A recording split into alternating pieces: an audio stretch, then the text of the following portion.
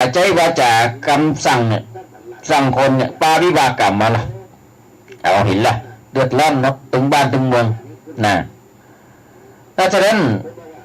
กรรมโอของเราบางครั้งนะหรือผู้มีอำนาจหรือว่าผู้มีผู้เป็นหัวหน้าเนี่ยจะได้ไอ้อย่างเนี่ยต้องไต่ตองต้องคิดดีๆและผู้เป็นหัวหน้าผู้มีอำนาจหรือต่างๆเนี่ยจะต้องมีพรหมวิหารสี่เป็นธรรมประจำใจคือเมตตากรุณามุทิตาและอุเบกขาในอีเป็นต้นนี่ไปสั่งทหารไปจัดมาไปเข้าป่าถ้ายิงกวาง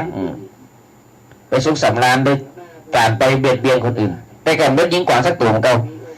ก็บอกไปเจอกวางของคำก็ใจโลภมากยังแค่ได้กลายเป็นยักษ์ติดปลอมตีวันแรงเพศเป็นกวางคำต้องคำกวางคำนั่นสุดท้ายก็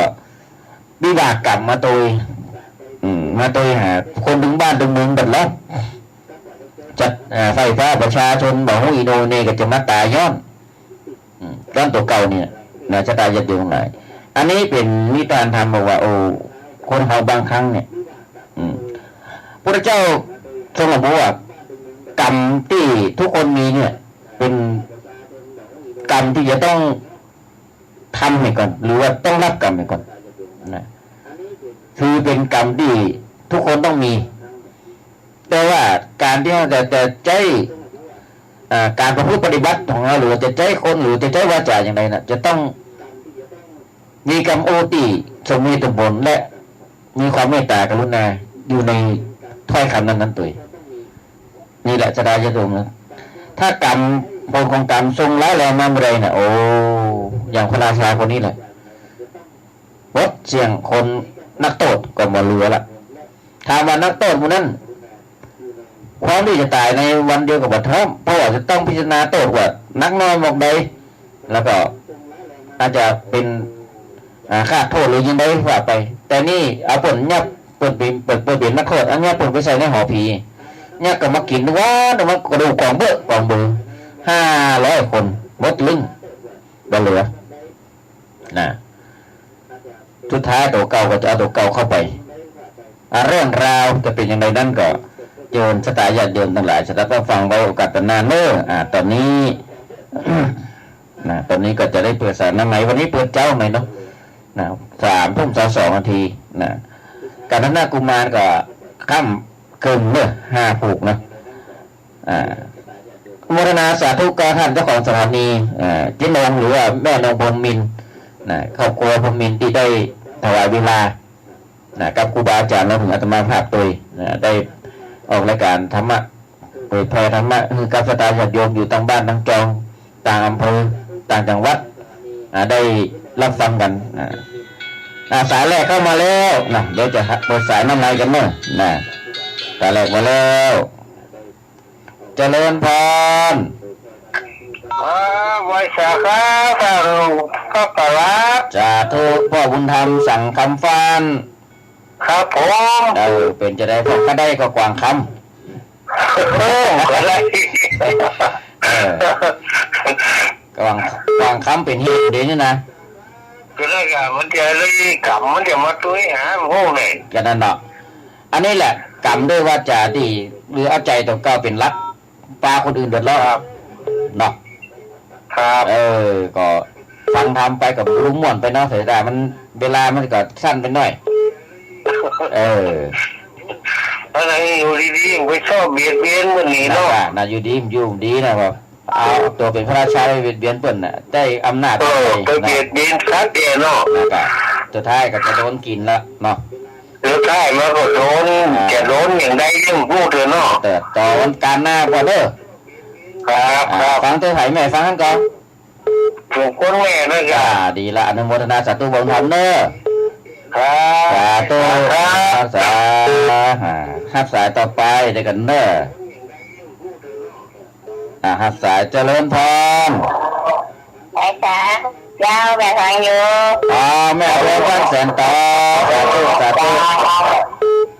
เจนเดินเนอเจนดีเนาะในวันนั้นแม่เดินเนอรักษาสุขภาพเนอสาธุพุทธศาสนาเจริญพรใจเนอสาธุต่อไปสาธุฮับสายต่อไป เจริญพร กลับมาจากเจ้าจะมาหา โอ้พระเจ้ามหาไม่ได้เป็นมหา ลืมไป อันนี้ใคร คือว่าเจ้า ใครโทรมา แต่สิจ้า ปานุชมบัโทรมาเหมือนหรือเอาเขาเป็นมหาแล้วเนี่ย เดี๋ยวเดี๋ยวว่าไปโกงบาลีบนมาเนอะเจ้าชัดเจนเนอะแม่สิจันเนาะ จะเดินเจนนี่เจ้า เจ้าอนุโมทนาสาธุแม่สิจันเนอะ สาธุเจ้า โมนาสาเจริญพรสา เจ้า สาธุเจ้าฮับสายต่อไปเจริญพร บริษัทครับราคา โอ้หลวงพ่อหลวงบินกำหนดการไว้กันเนาะจะได้บอกบุญ กับวันนั้นกับป้าเขาก็ตุกโกนกับว่าคือว่าถามเลย เขาก็จะเป็นสะพานบุญบอกให้ออกไปตังวิทยุให้อีกอะทุกล่าอาจารย์ที่เพิ่นออกรายการก็เอาว่ากำหนดการไปขอเมตตาเพิ่นออกรายการให้อีกอะเนาะ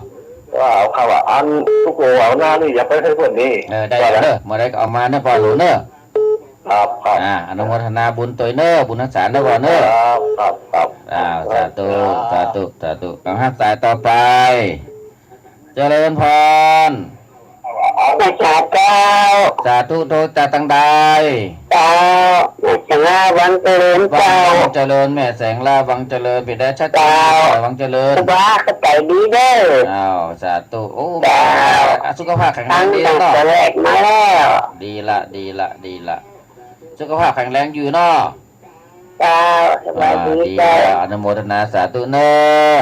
และชาเจ้าทุกกำลังใจสุดาเด้อ สาธุเจริญพร เจ้า สาธุ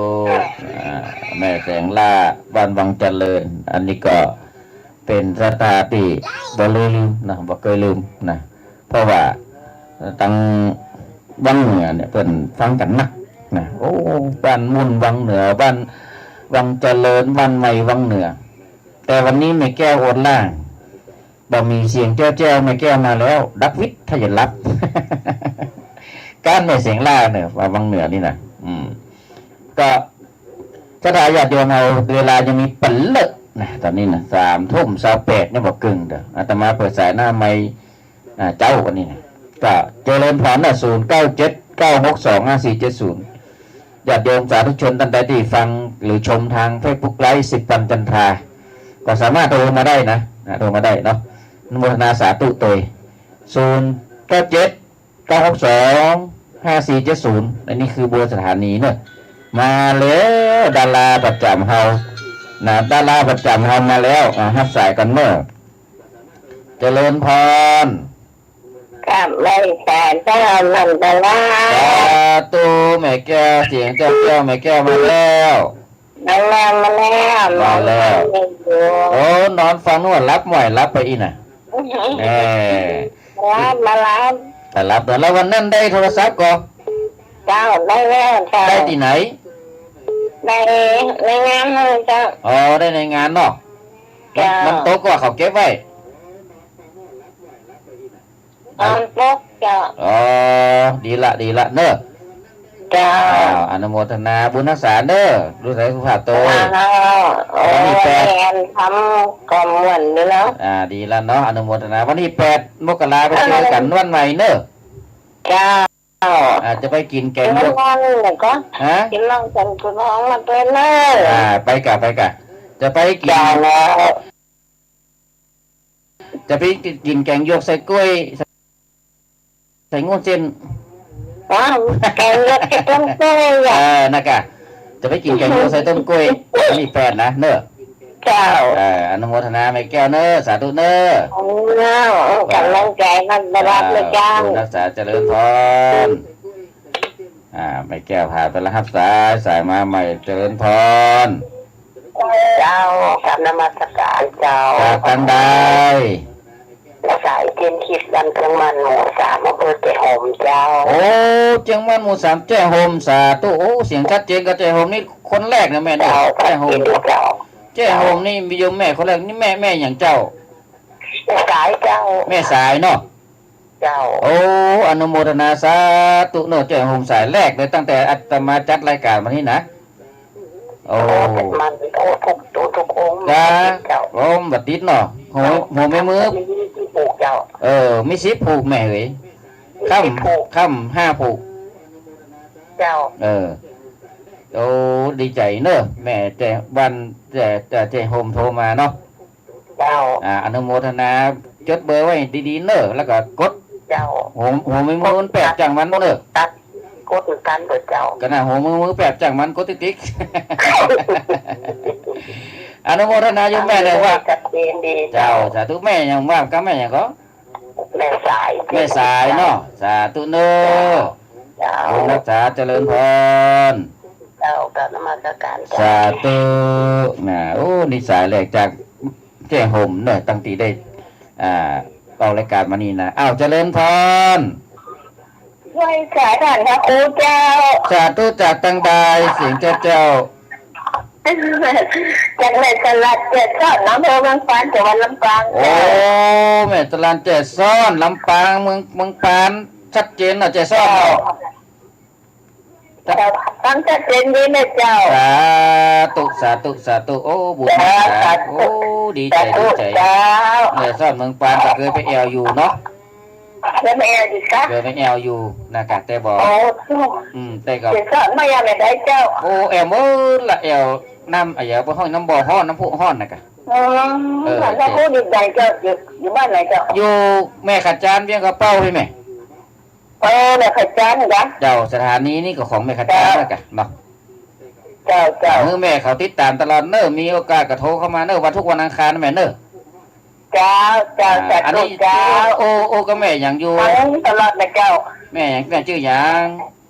แม่สลัดเจ้า แม่อย่างก็ แม่สลัด แม่ฉลาดเนาะ เจ้าแม่สลัดเจ็ดซ้อน แม่ฉ เจ้า ลาดใจซ่อนสาตุบุญรักษาแม่ฉลาดเด้อ เจ้าจัดลูก จะ เจ้า เจริญพร จัดลูก โอ้น่ะเจซ่อนเมืองปานปุ๊บน่ะอันเนี้ยก็คือสายบุญที่คาถาญาติโยมได้กำให้โยมพ่อโยมแม่ทั้งหลายอยู่บ้านยามดึกยามค่ำยามคืนก็ได้ฟังธรรมะน่ะได้ฟังข้อคิดสะกิดใจน่ะก็เป็นที่ยินดีนุโมทนาดีใจเลยติสตานาบุญเสียงสายนั้นได้ถึงแก่หงแก่ซ้อนเมืองปานพุ่นนะอนุโมทนาสาธุเลิกห้าสายเจริญพร แม่สลัดนะเจ้า โอ้อันนี้เสียงจำกันได้ดีแม่ไรปฏิจจะบังมาเจ้าดีค ทำ รับ เรื่องนี้หมดเนาะ นั่นกะเดี๋ยวมันกำลังจะเข้มข้นเนาะ เจ้ากำลังแข่งเข้มข้นอยู่ กำลังได้5 ผูกค่ำ5 ผูกเนาะ เจ้า ก็อนุโมทนากับแม่ไรเนอได้ฟังตลอดเนาะ เจ้าทำตลอดอ่ะ ดีละเนาะเดี๋ยววันงานที่เราคบก็จะไปห้าตัวเจ็ดไปห้าอยู่เด้อ เจ้าไปกัน ปเย็นจะไปเตยปเย็นจะไปเตยไปยืนที่ศาลเลย แม่น อ๋อสามคนเนาะ 3 คนอนุโมทนาตรงนี้กันเนอะสายเข้าเนาะ เอานะเจ้า สาธุแม่ไหลปฏิจจะเนาะก็เป็นญาติธรรมแต่บุญนำท่านหนึ่งตีฟังตลอดแม่ไหลปฏิจจะนะตอนนี้เวลา3:34เวลามีนักขนักนะเนาะสายที่ลุดไปก็เจิญเลยที่ลุดไปบางครั้งก็อาจจะรอเงินหน่อยเพราะว่าต้องอู้จากันหน่อยนะยิ่งสายโยมแม่ที่เพิ่นเข้ามาใหม่2 ท่านเพิ่นว่ากระโทษว่าวัดตามเพิ่นหัวมือบ่แปกอยู่ ก็อนุโมทนานะโอ้จากเจซ่อนจากเจห่มเนี่ยก็เสียงสายไปถึงไกลเสียงธรรมะเนี่ยสตาญาติโยมทั้งหลายอยู่ที่บ้านน้องจองนอนฟังเนี่ยบางครั้งก็ทำให้เฮาเคลิ้มเคลิ้มแต่อย่าไปนอนฟัง เดี๋ยวจะรับไปเหี้ยอีนะตัวฟังแบบบ่ได้รับต้องนั่งฟังมีการเนี่ยต้องแจ๊กก็ทำไปมือทำไปหูฟังไปเขาก็ได้บุญได้กุศลเสร็จแล้วก็จบตูบาจากคนเต้ต้นต่อการรายการธรรมะบรรยายธรรมะเสร็จก็จบก็สาธุได้บุญละอิ่มอกอิ่มใจแล้วก็นอนรับมั่นนอนรับฝันดีเนาะอนุโมทนาสุขเสียงทุกสายเนอะก็ยังโทรกลับมาได้อยู่เนอะที่เบอร์097-962-5470ทำสายแล้วมาจากตังใดเนาะครับสายกันเนอะเจริญพร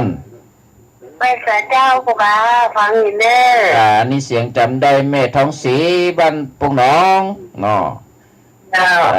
ชัดเจนดีเนาะเอาดีละอนุโมทนาบุญเนาะ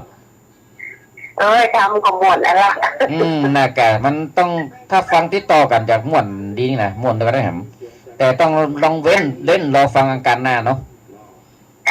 พระราชาจะเป็นยังไงเนาะอนุโมทนาใจกูบาได้เจ้าอนุโมทนาทั้งสีเนอเจ้าไว้ตาเจ้าเจริญพรแม่ต้องสีบ้าน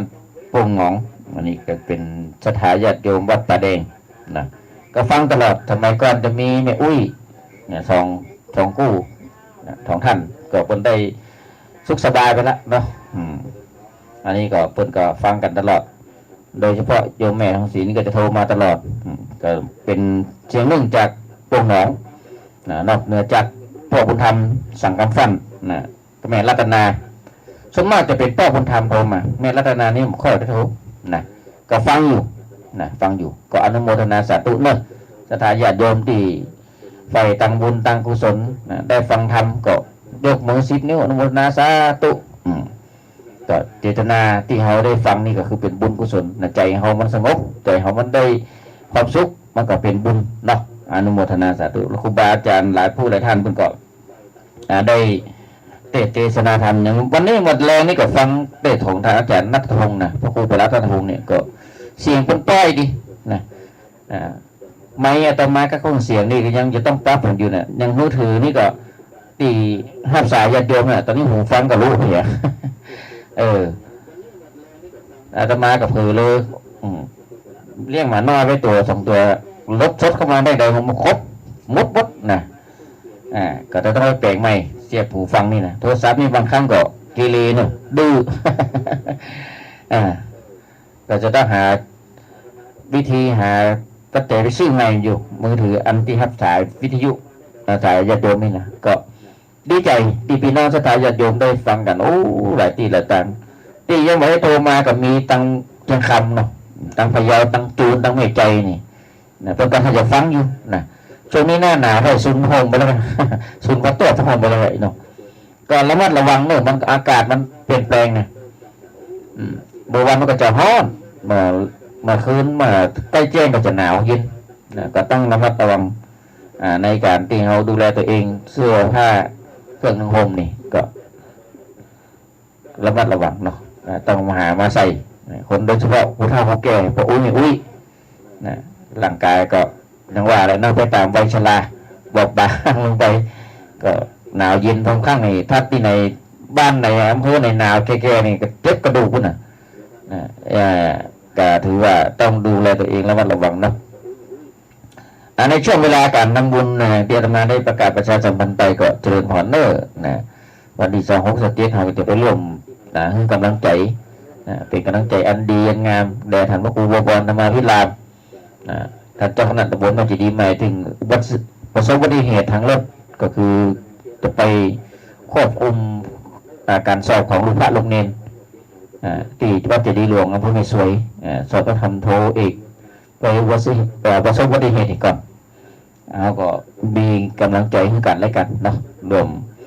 มกันเนาะจะทาปีน้องแล้วก็ใครจะมีพวกอาหารเครื่องดื่มก็ไปร่วมกันแล้วก็วันที่2 ถึงที่ 8 มกราเป็นงานพระราชทานเพลิงศพประเดชพระคุณหลวงพ่อพระครูวรธรรมานุสิทธิ์หลวงพ่อเจ้าอดีตเจ้าคณะอำเภอดังเหนืออดีตเจ้าอาวาสวัดในอดีตผู้จัดการโรงเรียนบ้านใหม่วิทยาพระปริยธรรมแผนกสามัญแล้วก็ญาติโยมท่านใดที่จะร่วมทำบุญเป็นบนพระว่าสังฆทานถวายสงฆ์เป็นเครื่องสังเกตชุดใหญ่โดยเป็นจัดไว้50 ชุดชุดละ 3,000 บาทเครื่องสังเกตชุดเล็กจัดไว้250 ชุดชุดละ 1,500 บาทหรือจะรับเป็นเจ้าภาพตะปัด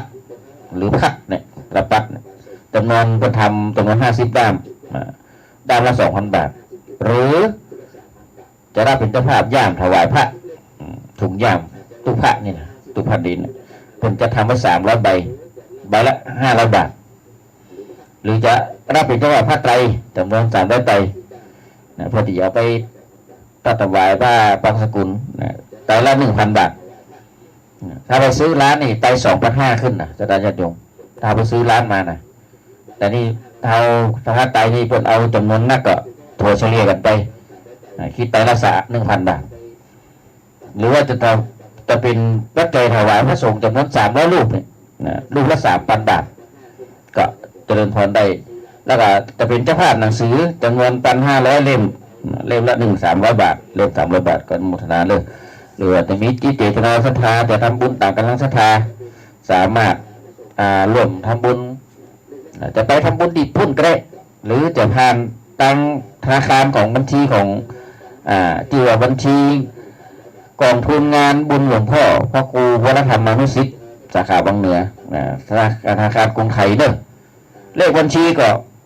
530-039-6087ธนาคารกรุงไทยสาขาบางเหนือชื่อบัญชีว่ากองทุนงานบุญหลวงพ่อพระครูวรธรรมานุสิทธิ์สาขาบางเหนือหรือติดใจข้องใจอย่างใดจะโทรมาถามนะก็โทรมาหาท่านพระครูธีรพงศ์พิสิทธิ์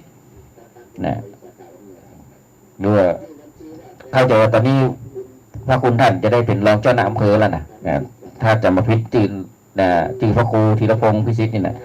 ก็โทรไปถามสอบถามมาได้ที่089-429-9089หรือจะโทรไปหาอาจารย์มหานิพนธ์ธีรนันทเมธีก็โทรมาได้ที่086-752-2744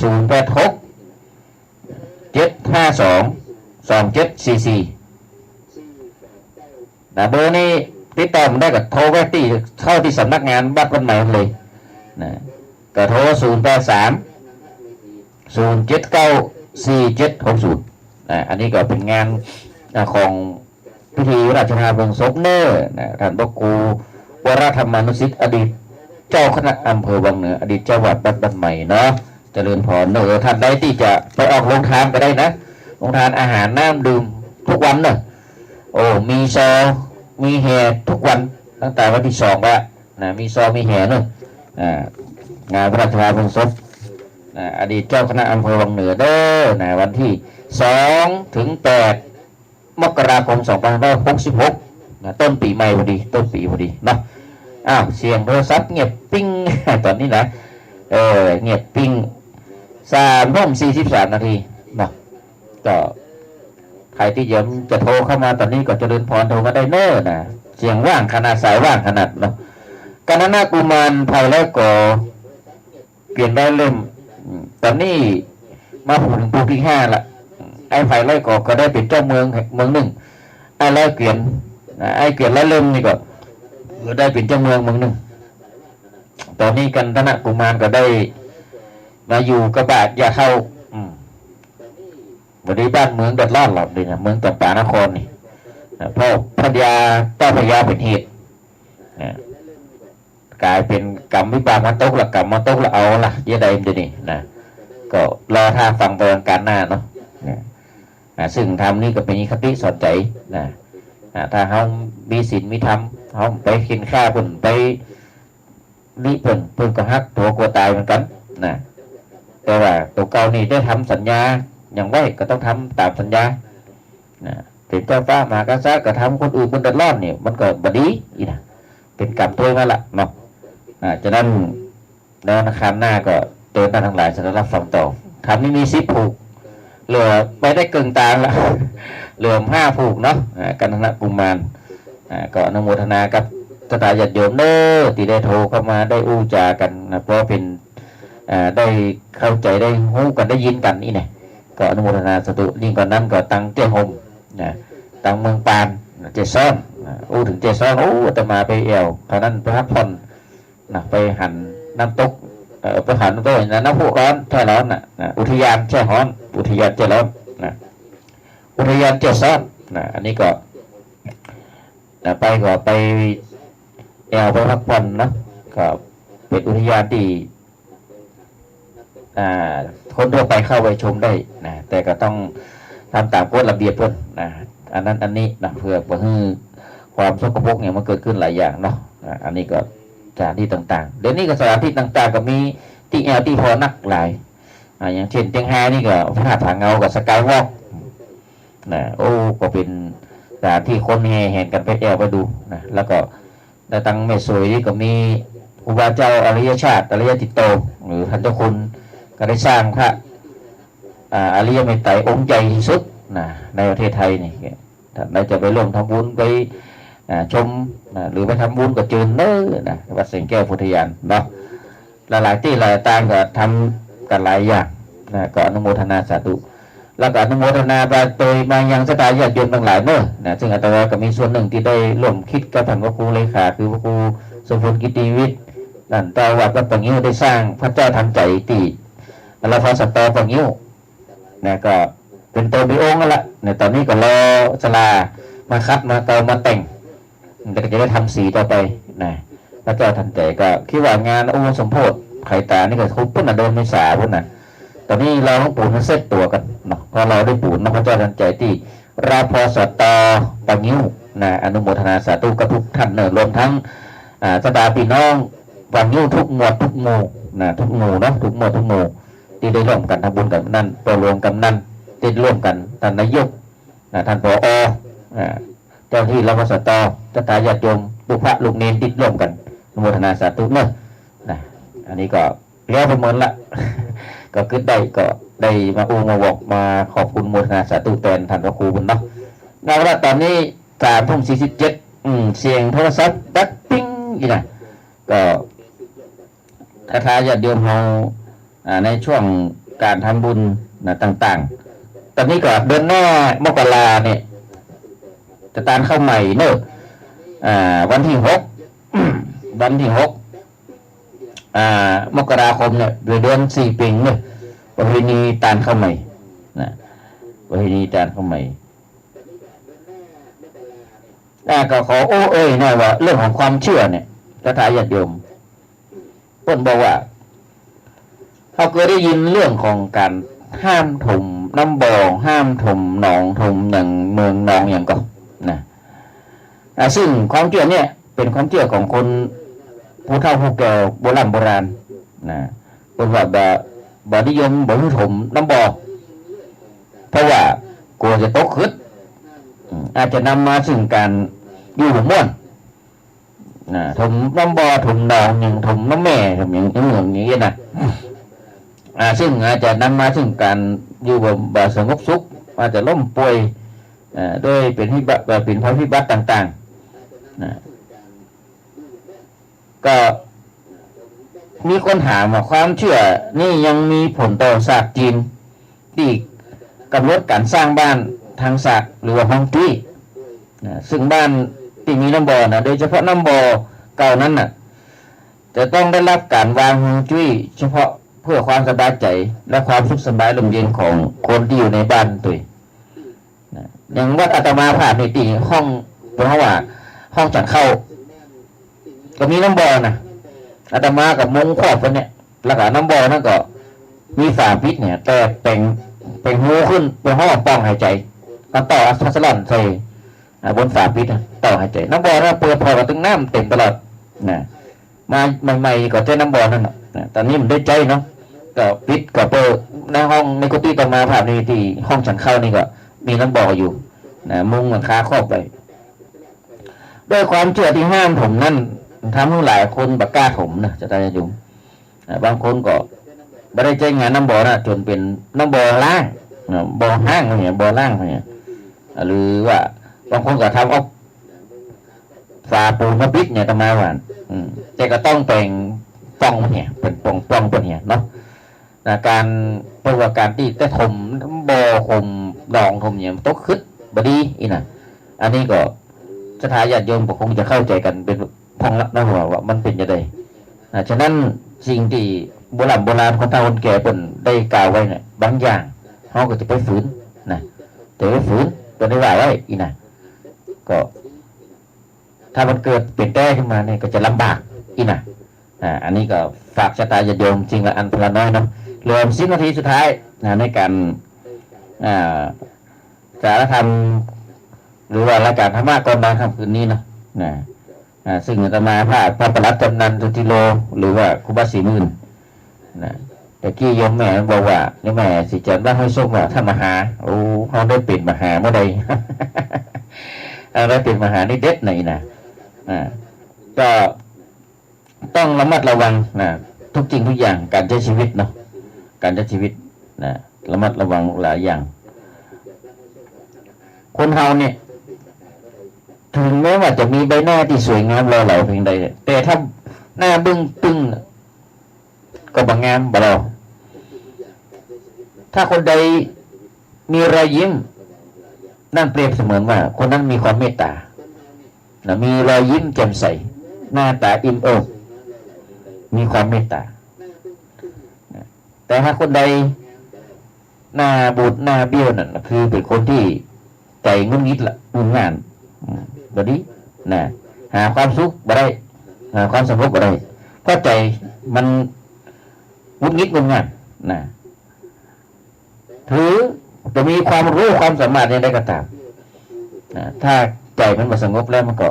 บ่สามารถจิตใจที่ดีงามก็เป็นกุศลที่ดีที่งามนะเพราะว่าการที่เขามีจิตใจที่ดีงามเนี่ยมันจะเป็นสิ่งที่ทำเขาเบิกบานทั้งกายและใจมันออกมาจากตรงไหนเนาะก็ชะตาญาติโยมเขาบางครั้งบางคราวนี่นะปะหน้ากันก็ทักทายกันยิ้มแย้มแจ่มใสกันครับนะถ้าหน้าบึ้งตึงใส่กันนี่โอ้ใครก็บ่อยากจะอู้ตัวใครก็บ่อยากจะพวกเขาว่าเสวนาตัวนะก็เพื่อจะกลายเป็นข้าวตะตบตีกันด่ากันนะออกประเด็นสุดโลกเที่ยวมันนักนะมันออกเวยเนาะก็ทำให้เขานั้นได้เสียหายหลายอย่างนะอันนี้ก็ต้องระมัดระวังเนาะตอนนี้ยังมีสายในข้าวละนอกนะโอ้ข้าม8 นาที8 นาทีก็จะได้ลำลาจากชะตาญาติโยมทั้งหลายไปช่วงนี้เป็นช่วงที่ค่ำเวยมืดเวยแต่น้ำแจ้งมันเป็นฤดูหนาวเข้ามาเนาะเดือนธันวาละขึ้นมกราก็ต้อนรับปีใหม่ส่งท้ายปีเก่าต้อนรับปีใหม่อันว่าส่งท้ายปีเก่าต้อนรับปีใหม่เนี่ยก็ขอเพิ่งเบาๆกว่าพังเด้อข่าวออกมากับกุปีเนี่ยอุบัติเหตุอุบัติภัยนะก็ต้องระมัดระวังเนาะเอาพอประมาณบางคนก็จะเข้าดาวนะนักถอยหลังเนี่ยมันเป็นเรื่องของฝรั่งเนี่ยแต่คนไทยก็ทำได้อยู่แต่ก็ให้มันพอดีพองามเนาะต้อนรับพุทธศักราชใหม่นี่ก็ให้มันพอดีพองามเรียกว่าเข้าดาวและในส่วนของมีคนถามมาเหมือนกันว่าปฏิทินปฏิทินของพระเดชพระคุณหลวงปู่พระครู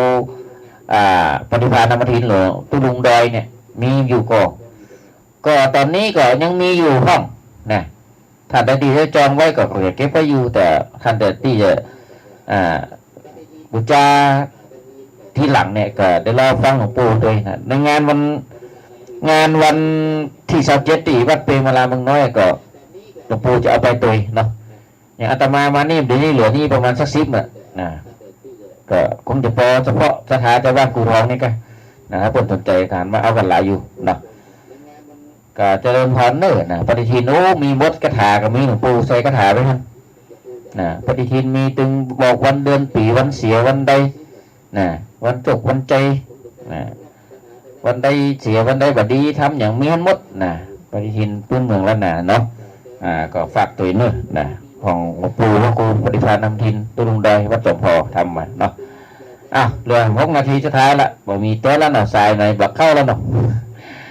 ถ้าสายในบักเข้าอาตมาภาพก็จะได้ทำการอำลาอนุโมทนาสาธุท่านเจ้าของสถานีแม่นงพรหมมินทร์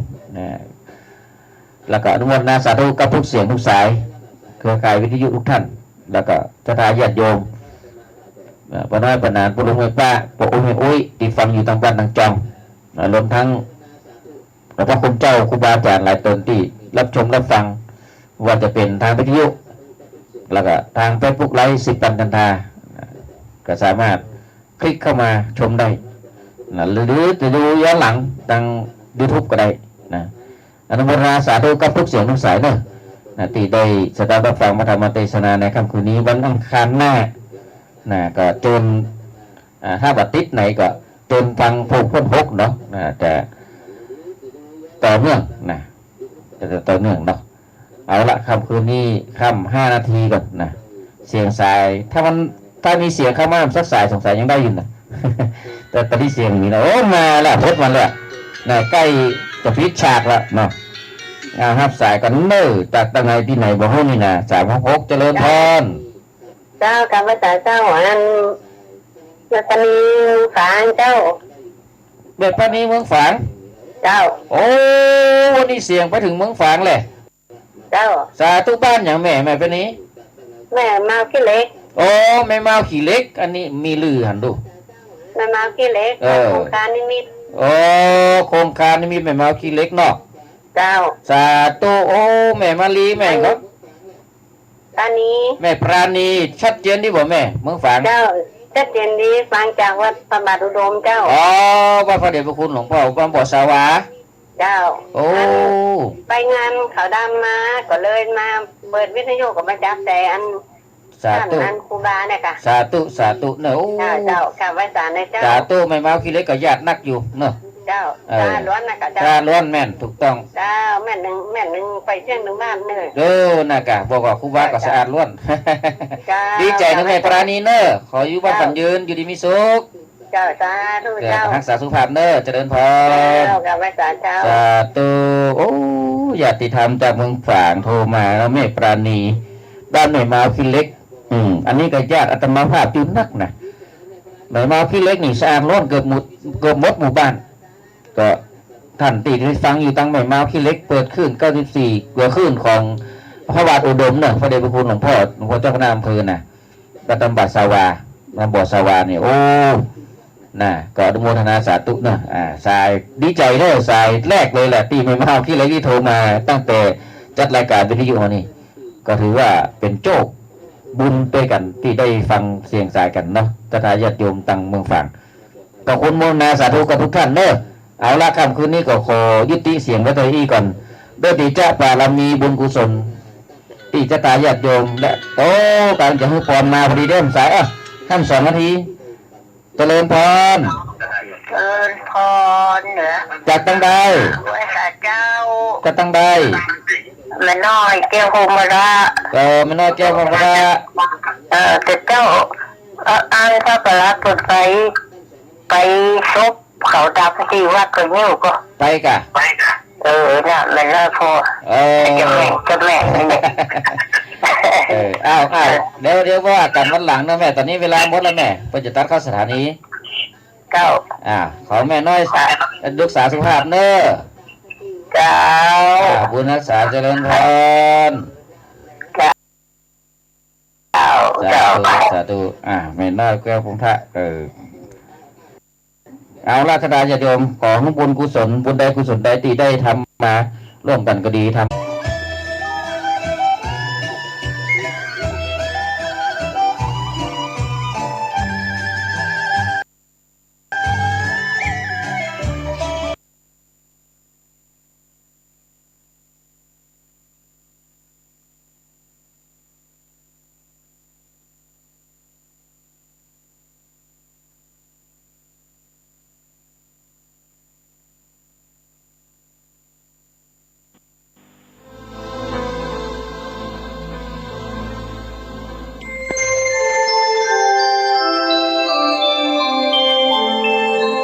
ขณะนี้ท่านกำลังฟังสถานีวิทยุกระจายเสียงพระพุทธศาสนา FM 104.5 เมกะเฮิรตซ์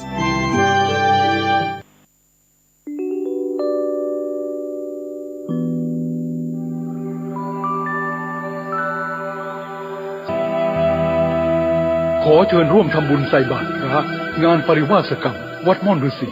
ปางทางสามัคคีตำบลดอยหล่ออำเภอดอยหล่อจังหวัดเชียงใหม่ระหว่างวันที่12ถึง22ธันวาคม2565เวลาเช้า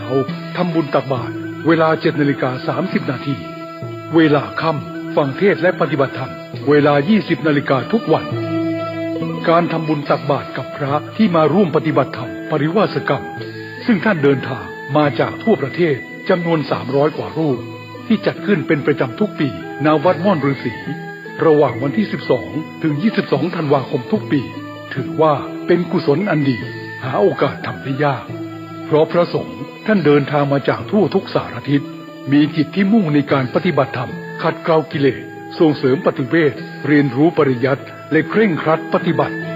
ดังนั้นขอเชิญชวนพุทธศาสนิกชนร่วมกุศลที่หาโอกาสยากเช่นนี้